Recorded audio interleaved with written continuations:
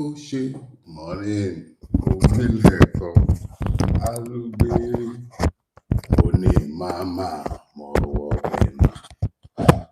Good morning, everybody, and a happy new year. Yep, being happy this year is going to be because you are intentional about being happy. So, first thing first, I wish you a happy new year.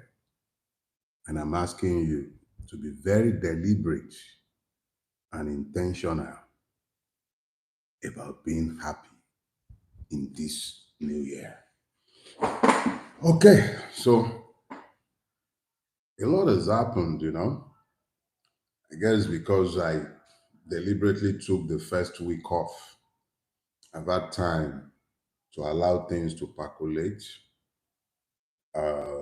Yorubas will say "Ọ̀rọ̀ kì í mì níkùn àgbà," means that the wise, because they presume that those who are old will be wise. The wise do not speak too hastily. So a lot has happened, a whole lot. And I miss you guys too. It's been critical that I took some time off to think. But this morning, as usual, I'm going to start with my Yoruba language section.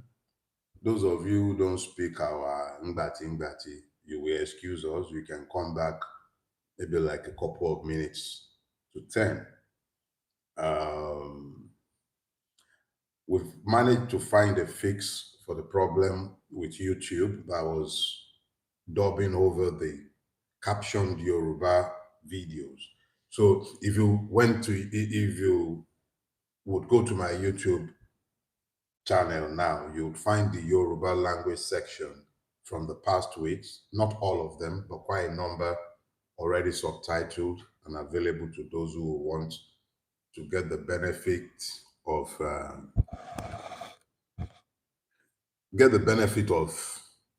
the same thing that I'm going to be saying in Yoruba. So please, for those of you who don't speak Awawawa, excuse us. Ẹ káàárọ̀ ẹ̀yin ènìyàn wa nílé lóko.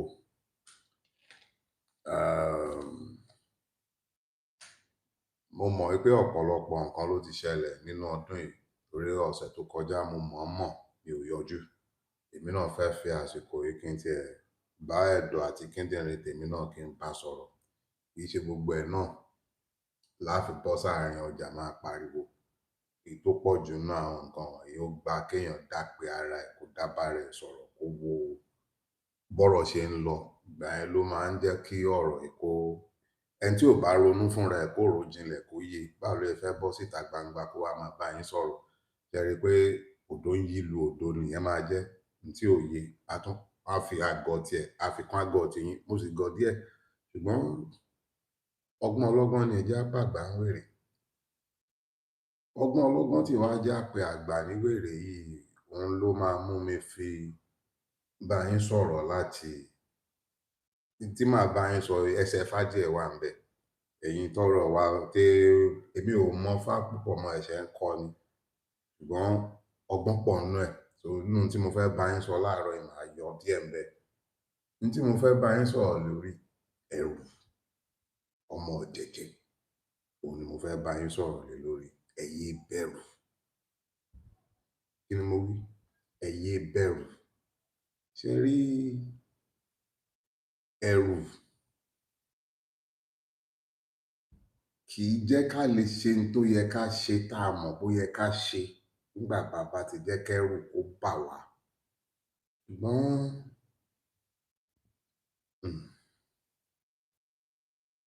wọ́n ní bí ọwọ́ ẹ̀rù bá tẹ idà ó lè pa ikú.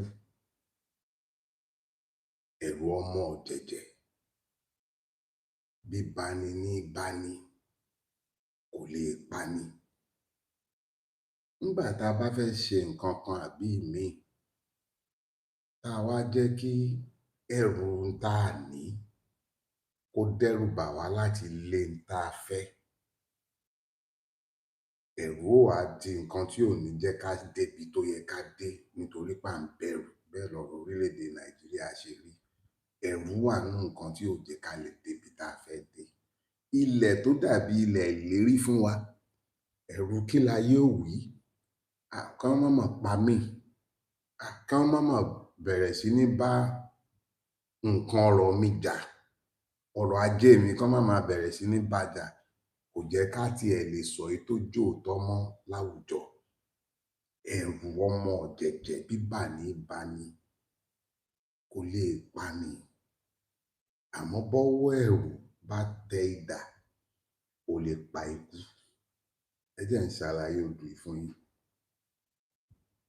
Ọbàtálá bímọ kan, wọ́n ń pè é lásùnwọ̀ntán, wọ́n tún máa pè é ládùfẹ́, ọmọ bíbí inú Ọbàtálá ni. Nígbà tó wá dàgbà tó tó relé ọkọ, ó sì rẹwà pọ̀, lọ́tùn lósì ni wọ́n ti ń wá. Alára fẹ́ fẹ́, àjèrò gan-an ó lóun ò gbẹ́yìn. Gbogbo wọn náà làwọn fẹ́ fi ṣaya. Ṣùgbọ́n bí wọ́n bá ti wá lọ bọ́bàtálá pé Ọbàtálá Ọbàtáàṣà, mo mà fẹ́ fẹ́ ọmọ rẹ yìí. Òun ò ní ẹ má fẹ́, ṣùgbọ́n ẹ lọ mú igba orí wá, orí gbígbẹ igba. Ẹlòmíì bá fẹ́ fọmọ fọ́kọ, yóò ní wọ́n mówó wá, ẹlòmíì ó ní wọ́n mọ́rọ̀ wá, ẹlòmíì ó ní kí wọ́n tiẹ̀ mú ilẹ̀ wá. Ṣùgbọ́n Ọbàtálá ò béèrè fún kankan nínú eléyìí o, orí gbígbẹ igba Ọbàtálá béèrè fún. Àjèrò lóun ò lè rí òun kólẹ̀. Òǹkálukú bẹ̀rẹ̀ sí ní kúrò ńbẹ̀, gbogbo àwọn òòṣà bó làwọn ti fẹ́ rórí gbígbẹ igba. Ó bá ku ẹ̀rù àti ikú nìkan tí wọ́n ń du àdùfẹ́, èyí tá a pè lásùnwọ̀ntán, ọmọ bíbí inú Ọbàtálá Ọbàtáàṣà. Nígbà tó wá dì báyìí, ẹ sì mọ̀ tẹ́lẹ̀ wọ́n ní wọn ì wá orí tì nílé ikú. Bí gbígbẹ lẹ̀ ń fẹ́ ni bí tútù, kí ni wọ́n ti ń ṣorí nílé ikú. Nikú bá gbalé lọ, àwọn ẹ̀rù wá wò báyìí ọmọ ọ̀jẹ̀jẹ̀ pé bó lòun ti fẹ́ rí orí, ló bá gbọ́dọ̀ babaláwo ẹ̀ lọ. Nígbà ó dọ́dọ̀ babaláwo ẹ̀, babaláwo ní ṣé o rọ́rọ̀ tó wà nílẹ̀ yìí, ẹbọ la rú. Ó gbẹbọ, ó bá rúbọ. Nígbà ó rúbọ tán, wọ́n á fún ní ọ̀pá ẹ̀rẹ̀, wọ́n fi osùn, wọ́n fi kùn ún, wọ́n fi ẹfun, wọ́n fi kùn ún. Ẹ̀rù fúnra ẹ̀, ọmọ ọ̀jẹ̀jẹ̀, ó wá wọ ẹ̀wù màrìwò, ó wá gbé ẹbọ ọ̀hún lọ́wọ́ àlàáfíà, lọ́wọ́ òsì. Ó wá mú ọ̀pá tí wọ́n to ìkarahun ọ̀gbìn, wọ́n tò mọ́ ẹfun, wọ́n fi kùn ún, òṣùwọ̀n ẹkùn, ó wá ń bọ̀. Bó ṣe ń bọ̀, ikú náà ń bọ̀, ó ti kó orí tiẹ̀ tí ó fi lọ dáná lọ́dọ̀ Ọbàtálá, ó kó dání igba ni, mélòó mélòó orí gbígbẹ ńlé ikú. Ó kó nǹkan ìdání ń lọ síbi tí ó lọ. Wọ́n á pàdé, kò tí ì rí ìwọ̀nba bí ọ̀pá ọwọ́ ẹ̀ ṣe ń dún woro gbàrà woro gbàrà. Wọ́n sì sọ fún ikú, wọ́n ní kò náà rúbọ. Ní kí ló ń fẹ́ máa rúbọ fún un tó kúnlé òun, lòun máa tọ́ kí òun kàn á máa rúbọ lórí tó kúnlé. Òun ò rúbọ ń tiẹ̀. Ẹ̀rù ọmọ ọ̀jẹ̀jẹ̀, òun rúbọ. Ó wá jáde, ó ń lọ síbi tó ń lọ. Wọ́n á pàdé lẹ́sẹ̀ ògbèjì. Àtọ̀ọ́kán ló ti ń gbọ́rọ̀ ẹ̀rù ń bọ̀. Bẹ́rù ṣe bánú, ikú dàtọwọ́ ẹ̀ lẹ̀ ló fọ́ gbagbó lọ, ló sá dànù. Ẹ̀rù ọmọ ọ̀jẹ̀jẹ̀, ó sì rọra kó orí tí ikú dàálẹ̀, ó kó gbalé Ọbàtálá lọ. Ó lọ mú ìyàwó tiẹ̀, àdùfẹ́, àsùnwọ̀ntán. Ó mú ìyàwó rẹ̀ tán, ó sì gbọ̀nà ilé lọ. Ikú bá padà, ó lọ bá Ọbàtálá pẹ̀lú orí gbígbẹ míì. Àbàtà wọn ti mú ìyàwó lọ. Ká mú ìyàwó lọ, ẹrù ni.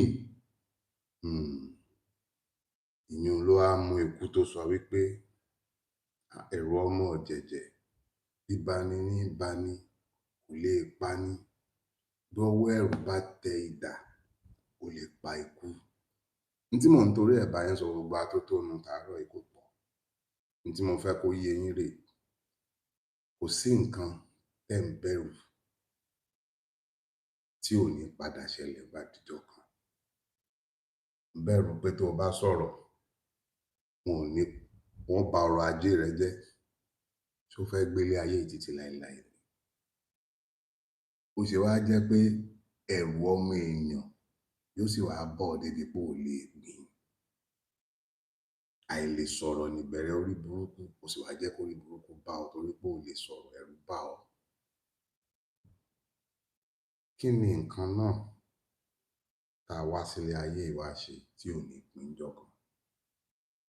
Ní tí mo fẹ́ torí ẹ̀ bá yín sọ̀rọ̀ láàárọ̀ yìí kò pọ̀. Nínú ọdún tá a wà yìí, ẹ gbé ẹ̀rù kẹ́ ẹ tì sẹ́gbẹ̀ẹ́ kan, ẹ yé bẹ̀rù. Kí ni mo sọ? Ẹ yé ba ẹ̀rù. Bí ọwọ́ ẹ̀rù bá pa idà, ó lè pa ikú. Àwọn tẹ́ ń bẹ̀rù, wọ́n ń bẹ̀rù yín. Ẹ yé bẹ̀rù wọn. Mi ò rí jù báyìí lọ lọ́sẹ̀ yìí o. Ṣùgbọ́n ẹ jẹ́ á gbà wúre ọdún tuntun. Àní ṣíṣe o, àní ṣílẹ̀tẹ̀. Ìgbésẹ̀ wa bá tiẹ̀ bí wọ́n nú inú ọ̀hún yóò wọ́n pa. A kú ọdún tuntun o. Àṣẹ ìṣàmọ́dún. Ọdún àsanwásówó, àsanwásọmọ. Ṣùgbọ́n nínú gbogbo ohun tí òun yòówù tẹ́ ẹ bá ṣe, ẹ yé bẹ̀rù. Á ríra lọ́sẹ̀ tó ń bọ̀. For those of you who do not speak the Yoruba lingo, I assure you, there will be a transcript on my YouTube channel before the end of this week that would have the proper English translations and captions. I spoke to the Yoruba people about the need not to be afraid. And what I said to them applies to each and every one of us, be you Nigerian, wherever you might be from. Fear is a limiting factor. Fear of any sort limits your capacity to be who you are meant to be. Once you are afraid, your capacities are constrained. So I was speaking pretty much about the need to avoid being afraid. We've got a minute to 10. Let me use this opportunity to address another housekeeping issue. I call it housekeeping because it's something that is within my own small community. Those of you who spend your time with me and who listen to me, you would know that I have tried to create a platform where all of us will be able to speak to ourselves, where we would also be able to interrogate some of the ideas that I put across, and where I also hope to be able to communicate to deeper issues with you. I've always confessed my ignorance of technology, so I've had to depend on others. And it's a season where I'm in transition in many parts. My long-term assistant has moved on to other things, so you bear with me. It's a thing of pain for me that has not been fully realized yet, but I'll try my best. If I think throwing money at it might solve the problem, I'll see what I can do during the course of this week. But be assured of one thing: the time we spend with each other is not meant to be about a one-way traffic where I drone on and on, speaking Dogon Trenchi, and we produce no result. I would like to be clear about my purpose, which is what I'm calling you to as well. We can't afford to be gathered to our ancestors, leaving behind a country as destroyed as our country currently is.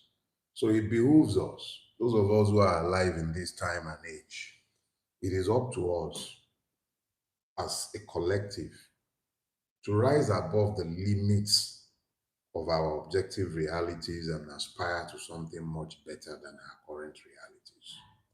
So when I'm speaking to you, I'm speaking to you with a purpose in mind to one day galvanize you to crystallize what I believe could be a peaceful revolution in Nigeria, brought about because you, as a collective, desired something better than our realities. This morning, I want to speak to us about the subject Nigeria, the rise of the Neo-Feudal state.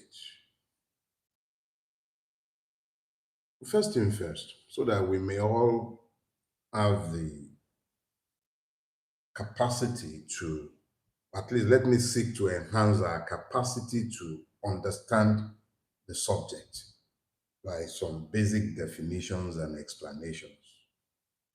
I said Nigeria, the rise of the neo-feudal state. What is it that I really want to talk to you about? But I think the best way to proceed is to start with the Anlon's razor. The Anlon's razor, for those of you who are unfamiliar with it, is the principle that says that you should never attribute to malice that which is adequately explained by stupidity. Let me repeat myself. Never attribute to malice that which can be adequately explained by stupidity. When I look to the objective reality of my country, Nigeria, when I consider that a country that was battered essentially in 1960, if we're going to use that arbitrary cut-off point, a country that was battered at that time is still incapable of generating electricity.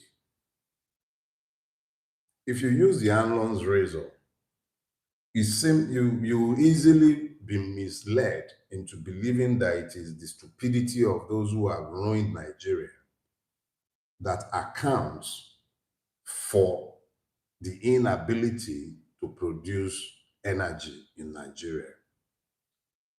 But that will be an error.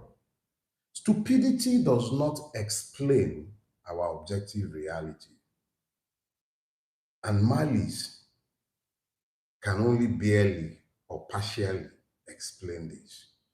So over the years, as I have seen things that do not add up in the Nigerian space, I have pondered issues, I've researched our history, and I realized that what is happening today is that the Nigeria that you imagine that you live in does not really exist. So this morning, I want to speak to us, as I have said, about the rise of the feudal state. So Nigeria, you already know, there is no need to define it. It's essentially an enterprise that does not exist for the benefit of those who consider themselves citizens when they are in fact serfs. So first thing first, what is a feudal state? A feudal state is one where you have multiple layers of citizenship, quote and unquote, or if you will, membership, where the law does not rule. Because if the law should rule, you would have equality before the law. And equality before the law would suggest that everybody get treated the same. This is incompatible with a feudal state. So Nigeria is essentially a state with multiple levels of membership and multiple levels or systems of justice or administration of injustice, if you will. But we didn't get to where we are by accident. There is a historic origin for where we are. The Yorubas have a proverb. They say, "Bomo baba ton ton ko ba aroba, aroba si ni baba." If a child does not live to witness history, then he must at least be the beneficiary of oral history. And that history is the father of all history.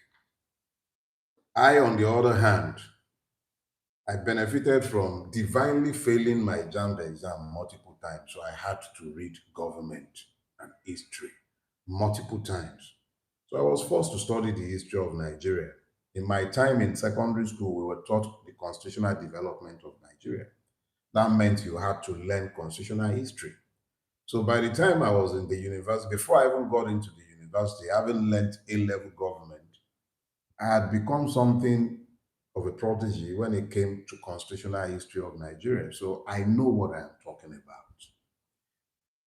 Before the coming of the British, because this is where we must go to find the origins. Before the coming of the British in what you generally refer to as northern Nigeria today, we had the Kanem Bonu Empire and you had the Sokoto Caliphate. Long before the Sokoto Caliphate, you had the Hausa kings. Some of you would have learned elementary history where they would have taught you about the Abe kings and the Bokoi. But whatever that is, important thing is that before there was a Sokoto Caliphate, there were independent Hausa states. These independent Hausa states were loosely, maybe like you can refer to them as something of a confederacy, but the most important thing you must understand is that these were kingdoms, pretty much like Yorubas had kingdoms, preeminent ones being the Oyo Empire.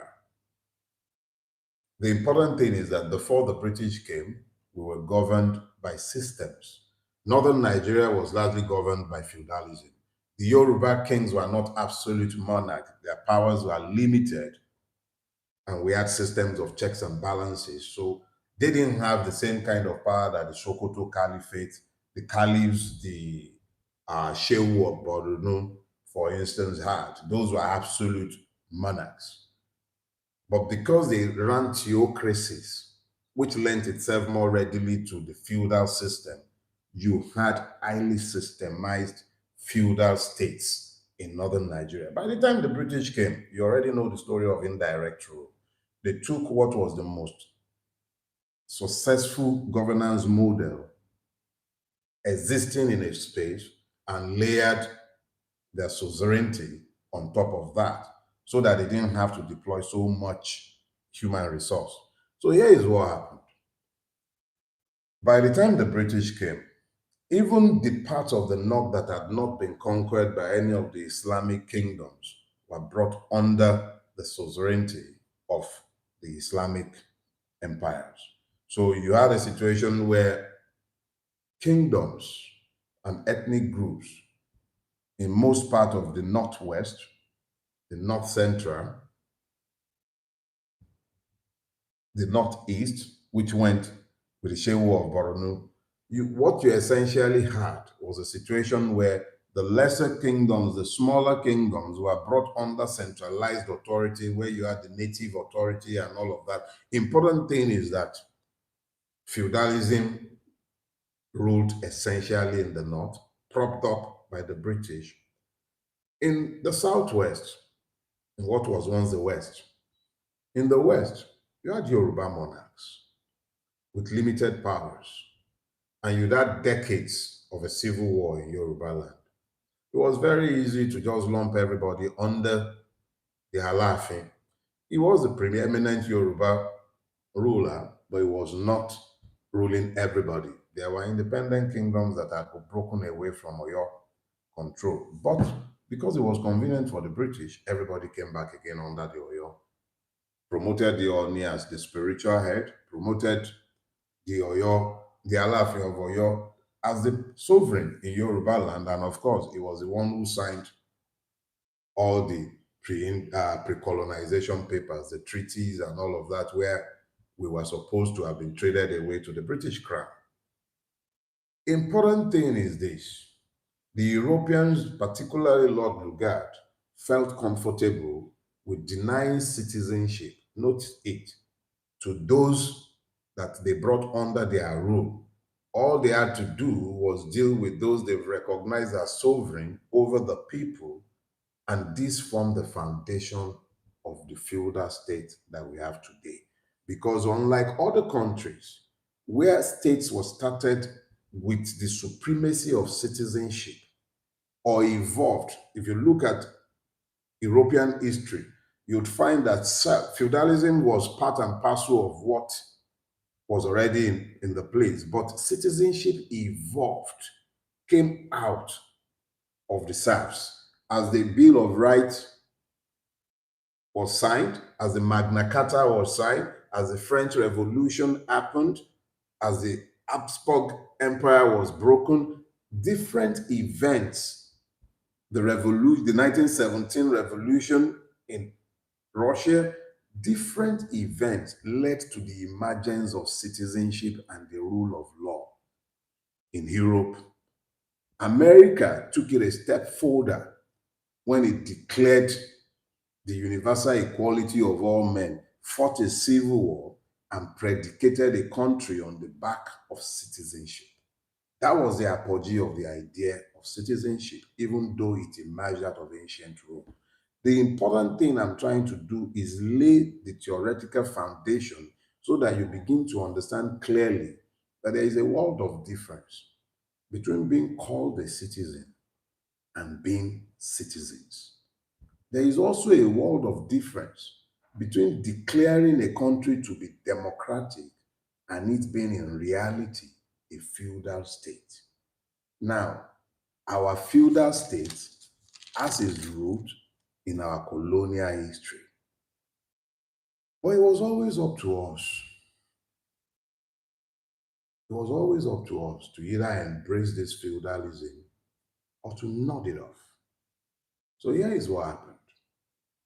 At the beginning of Nigeria, those who founded Nigeria, those you call the founding fathers, particularly Awolowo, was painfully aware of the fact that feudalism threatened to overtake the country. And I'll show you. One of the first things that you must note when a feudal state is in flow is that it weaponizes poverty and it weaponizes ignorance. It is not to the advantage of rulers of feudal states to allow the people the knowledge to discern their correct state. It would always seek to make them stupid, either by the use of religion, religious rulers whom they always collaborate with or own. So you have a situation where Awolowo looked at this and he felt that the antidote will be weaponized knowledge. That is what informed the free education policy in Western Nigeria. If you doubt me, revert to the letter quoted in extensio in an article by Egbola Asisi Olagunju last week. There's a letter, I recalled it after reading it on his page, where Chief Bola Ige and my friend Shola Ogun, who is watching this broadcast, I've seen him a couple of times, will recall there was a letter we received as Form 1 students, 1978-79 session. We had paid school fees before Uncle Bola was sworn in, but we received a full refund of our fees after we had been given books. And then when we were now going to Form 2, we got a letter which reminded us of the need to preserve the textbooks we had used so that the subsequent year, the students coming behind us would be able to use the same. It then reminded us that the opponents of the UPN were not happy with the idea of a knowledge-based populace, and that this was what the UPN saw as the antidote to feudalism. So as far back as 1978-79, as far back as the 60s, in fact, from 1954, when self-government came into the Western region, those who governed in the West understood the need to ensure that the people had sufficient knowledge to be able to resist the forces of feudalism. So there was a concerted effort in the Western region to build educational institutions and to make education universally available because an educated mind is unamenable to slavery and will not be accepting of second class membership, because you cannot have second class citizenship, it's membership of a state. So you have a situation where back in the 1960s, smack bang in the 1970s, there was clarity as to what was required to be done to avoid the feudalization of Nigeria. Witness today, education has become a luxury that cannot be afforded by governments across Western Nigeria. And when they have offered it, how qualitative has it been? But Awolowo sparked other people into action. At this time, the Eastern region, because of the healthy rivalry, followed suit. They too began to offer education, maybe not quite understanding the ideological foundation for it in the Southwest, because it became a commitment of leadership to educate the people. Now, our weaponized knowledge. Nigeria was not always amenable to feudalism. In the eastern part of Nigeria, the one part which had little or nothing to do with monarchies before the coming of the British, where they had to create warrant chiefs, aberration of custom, embraced feudalism by far quicker than any other part. That is what explained the multiple alliances that were found with the feudal north between Azikiwe. But this is not the day to be pointing fingers. Let me now remind you. The Middle Belt, that later became complicit in the erection of feudalism, were one of the first people to resist feudalism because they were the first victims and original victims of feudal empires. They were the slave stock for the slave trading Islamic empires of Kanem Borno and the Sokoto Caliphate. The most important commodity for both were slaves. And the people they refused to Islamize were the persons they could enslave. So by design, these people were not Islamized, but were treated essentially as slave stock. During the planting season, they ensure that when you come out to plant, they will catch you. They had garrisons, places like Cotton Cafe, places like Lafia. Those were Fulani garrisons in the Middle Belt. Those are what became emirates by the time the British came. The important thing is this: there was a consciousness by the first victims of feudalism to fight feudalism in the new Nigerian state. That is what accounted for the Willings Commission of Inquiry, the fears of the minority, and that was what accounted for the entrenchment of the original Bill of Rights in the 1960 Independence Constitution. You had the TV riots. You had the Jos riot of 1945, caused by British policies of exclusion, where Igbos were targeted in in Jos by the Hausas. The important thing I'm pointing out to you is that the Nigeria you see today is the result of multiple accidents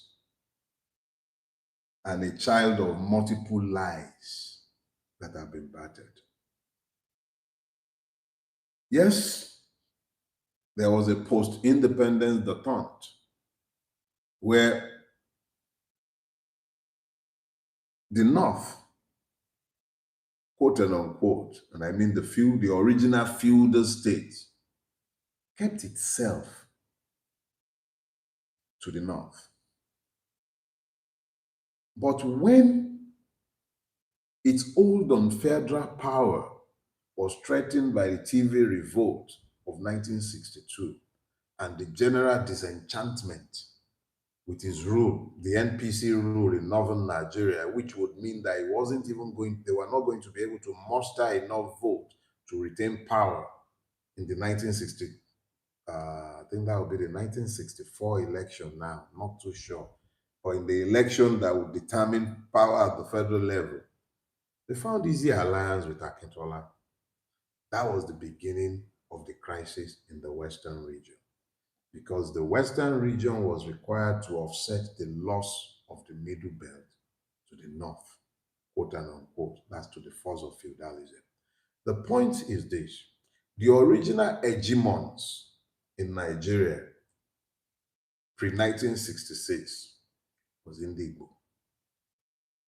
The people who first spread across Nigeria and took advantage of the colonial reach was Indigo. And that was what engendered the resentment that led to the 1966 war. Yes, it began with the January coup. It crystallized with the July counter coup. But you must understand this. Nature abhors vacuums. Every country grows on the back of hegemonies. American civilization grew on the back of hegemonies. The British civilization grew on the back of an hegemony, and Nigeria was no different. The overarching hegemony in Nigeria pre-independence was Ndigbo hegemony. They were the ones spread across the length and breadth of Nigeria, and this is what had attracted enmity and envy as far back as 1945. The only importance of this is so that you understand that the feudal hegemony did not just step into a space that was empty. That space became emptied as a result of the issues that began on January 15, 1966, crystallized in July 1966, and led to the Civil War. The force that won the Civil War, the hegemony that emerged out of the Civil War, was the hegemony that had always been the most useful to the original owners of Nigeria, the British. This hegemony was encouraged, it was entrenched. That hegemony produced the 1979 Constitution, the one that clearly went against the decision of the Constituent Assembly that had recommended a return to parliamentary rule. It forced American-style presidential system on us.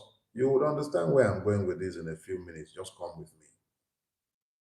That hegemony created a Nigeria that in its mind is unbreakable, but it is also a Nigeria that is not advantageous to its victims. Without the people's will, the 1979 Constitution collapsed within 4 years. But this Constitution that collapsed within 4 years became the model by which Abdusalami Abubakar produced another constitution labeled produced Decree 24, labeled the 1999 Constitution.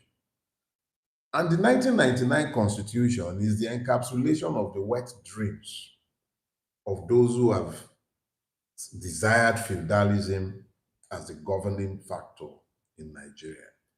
It concentrated a lot of power in the hands of the president. It essentially makes the president, if the truth be told, the Sultan of Nigeria. He has so much powers. He appoints the judiciary, essentially. He appoints the police. He appoints everybody in the army. He is the chief appointer of everybody.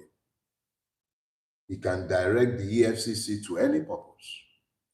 Malami, who thought he was invincible, has just been shown how visible he is But this was not in pursuit of any altruism, it's simply in pursuit of naked power. It is not by accident that you are seeing governors across party lines jumping into the APC. It is not by accident that you are hearing judges singing how they are standing on his mandate. It is not by accident that you have the religious clerics falling over themselves in adulation of evil. These are not by accident. These are systemic responses programmed because the state has been designed to be feudal. Now, what is, or shall I say, what are the clear evidences of feudalism? Who is a citizen? A citizen is a person protected by law within a state. He bears responsibilities and he has obligations, but he also has rights. But the most important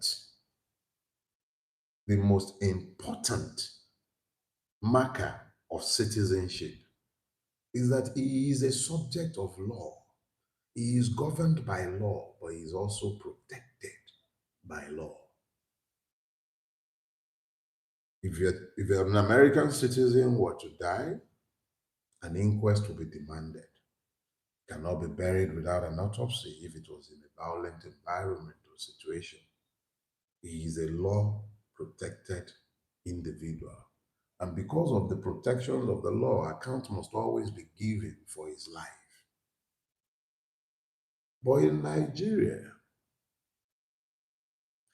by public acknowledgement and judicial confirmation, 430 Shia Muslims were murdered by Buratai's security detail in Zaria. If they were citizens, somebody would have had to account for their death, their killing, the murder, but nobody ever accounted. It's very easy, quite easy, to point at Buratai, especially since most of us don't even like Buhari. I never liked him. But let's talk about your model of democratic governance, General Olusegun Obasanjo. Within a year of his installation in office, the OD accident happened. OD accident, euphemism for OD murders. By government acknowledgement, 40 persons died. And I must note, they added the qualifier, only 40 persons died. But in reality, over 2,000 Nigerians were murdered in OD. Over 2,000 by the Nigerian state. A state that is not governed by law, that is above its citizen. The entire machinery of the state is directed towards regime protection and preservation, not citizens' preservation or protection. That is why you can find the president's son having enough soldiers to take over Republic of Benin when they can't even spare some for Yelawata. That is a feudal state. That clearly is a feudal state. The Nigerian feudal state grew during the years of the military interregnum, was more or less calcified by the time the military were the ones who were giving us constitutions. So we moved from military dictatorship to civilian dictatorship, and it has always taken the temperament of the occupiers of the office to reveal exactly what we are. What we have become, and what should be evident to each and every one of us by now, is that Nigeria has become a feudal state where the rulers have no respect, regard for those they are ruling. If you doubt it, let me show you. And that's why the Hanlon race up example is very important. There are times when you must look beyond stupidity to explain the malicious actions of persons. The Nigerian state is unapologetically feudal.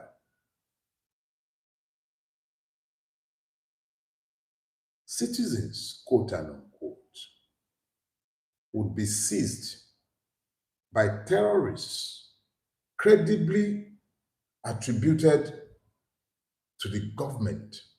Terrorists allegedly imported into the country by the persons occupying the highest level of governance in Nigeria today. They would abduct victims. And you will hear presidential spokespersons talking about phone calls instead of, they'll be telling you kinetic, non-kinetic, making excuses for the misery of those they rule. You have almost 30 million, and I've been advised that this is what it is. You have over 30 million Nigerian children strolling on the street, no school, no education, nothing. This does not occupy the mind or attention of those who purport to rule the country, but they are able to borrow money to send people to Hajj. Think about that. They can borrow money to send people to Hajj, something that is meant to be voluntary if you can afford it. A government that is constitutionally charged to educate its citizens, victims, would borrow money to send people to Mecca, but they cannot borrow money to build schools. In Lagos State, remember, this is the fourth largest economy in Africa, Lagos State. Forget the rest of Nigeria. Lagos State is unable to provide adequate educational facilities to the residents of the state. These are not things you blame on stupidity. These are deliberate and intentional. So his question is it born of malice? No, it's not malice, it's business. If you are educated, you become a threat to the system. So it has nothing to do with malice. It's not malice. And it's not stupidity, it's deliberate.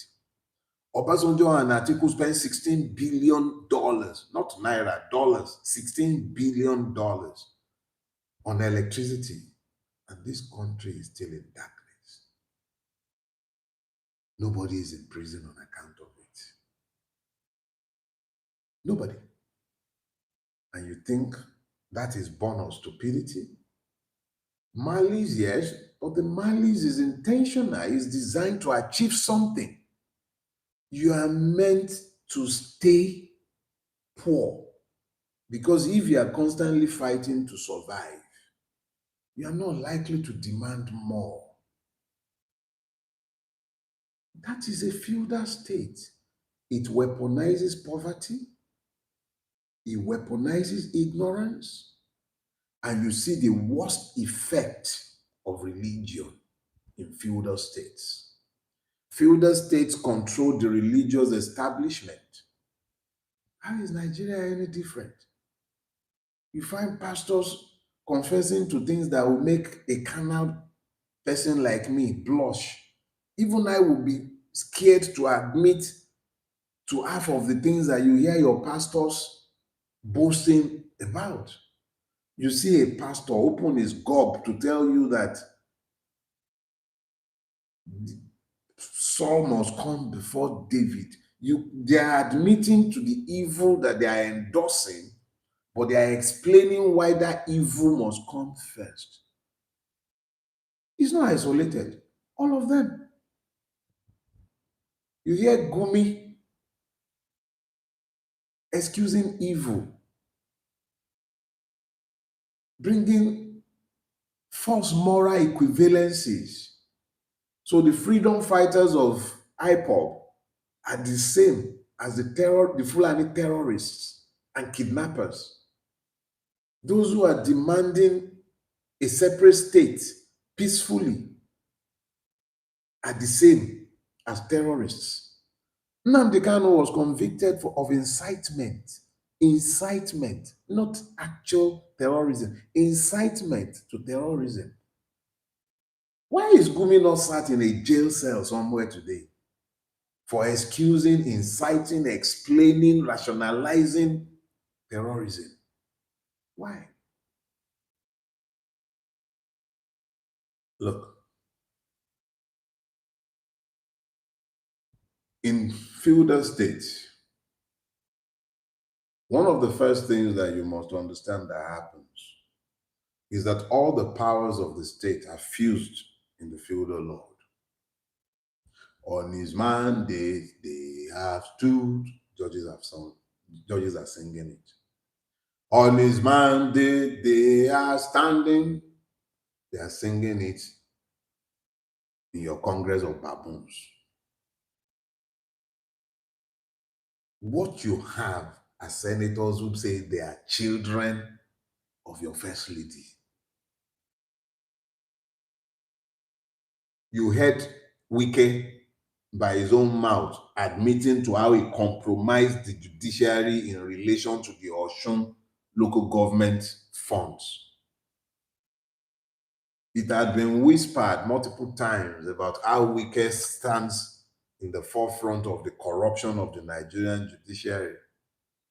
But he himself came out into the open space to acknowledge, admit, and flaunt it in his field, in his field with the Osun State person.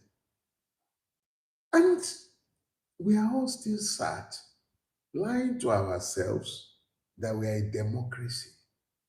A democracy where not only are your choices constrained, let me show you one. The Supreme Court delivered a judgment that essentially said that Abure's term as the chairman of the Labour Party had come to an end. And then Nenadi Usman went multiple times. I think Peter Obi also went to INEC. INEC refused to implement the judgment. But when Peter Obi crossed to ADC, INEC recovered his senses and then stopped recognizing Abure. Where is the judiciary? In the pocket of those on whose mandate, stolen mandate, they're standing. That is where the judiciary is. In a feudal state, when the feudal lord does not get what he wants, he takes it anyway. So in spite of the fact that the legislative arm will do exactly as it is told most of the times by those who have run Nigeria, it still wasn't enough. They took one legislation before the parliament. They didn't get all the things they wanted in that legislation. They wrote one for themselves. Anyway, forgery is a way of life. Forgery that is forced on them because what should be absolute control of the legislature for some reason was not completely absolute. So now they had to write one for themselves. Me and you, we lie to ourselves that it is the aggregation of our sovereignty that form the state. Between your tax authorities and Bulaba, they've taken that sovereignty and handed it to France. Everybody is running away from France.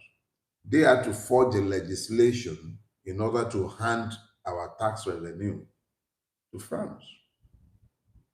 In a feudal state, accountability does not matter.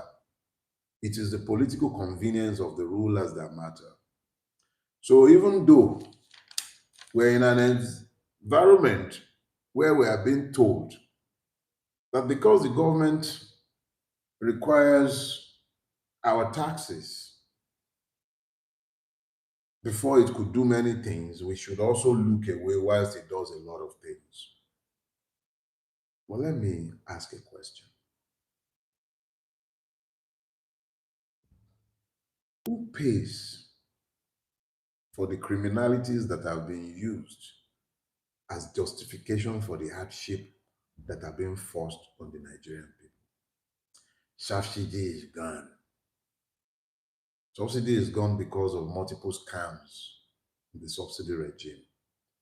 Who has paid for these crimes? How many people have paid for the billions that were stolen under the subsidy regime? How many people?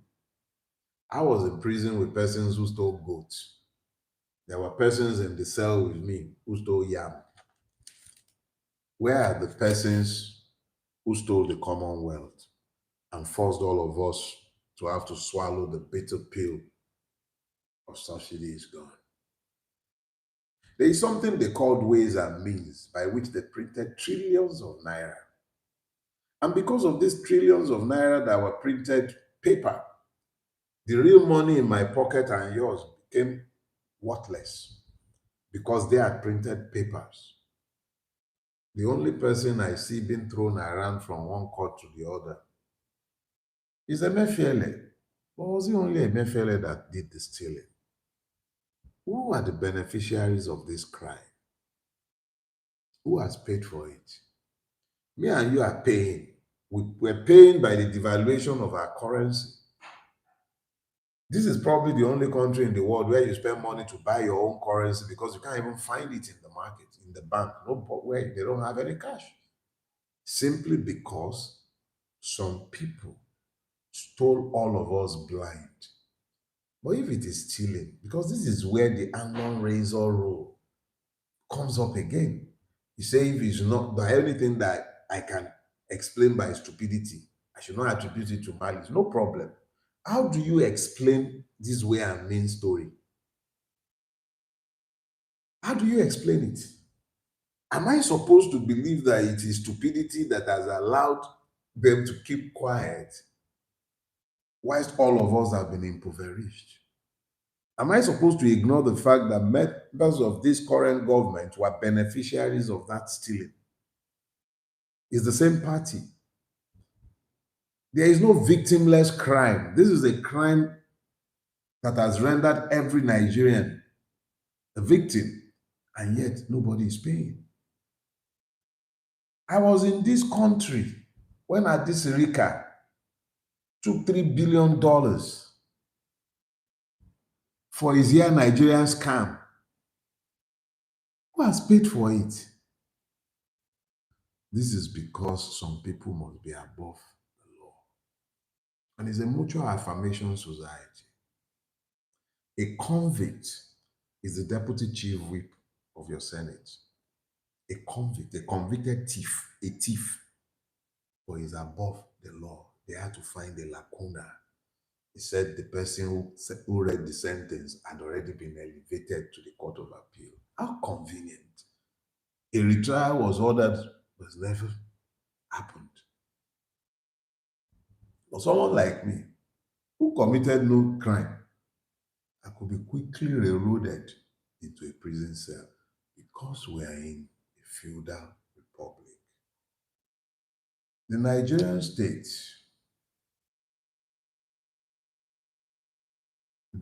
state has become a feudal republic. Completely feudal. Completely feudal. Devoid of conscience. Unrestrained by law. And we continue to lie to ourselves that it is anything but.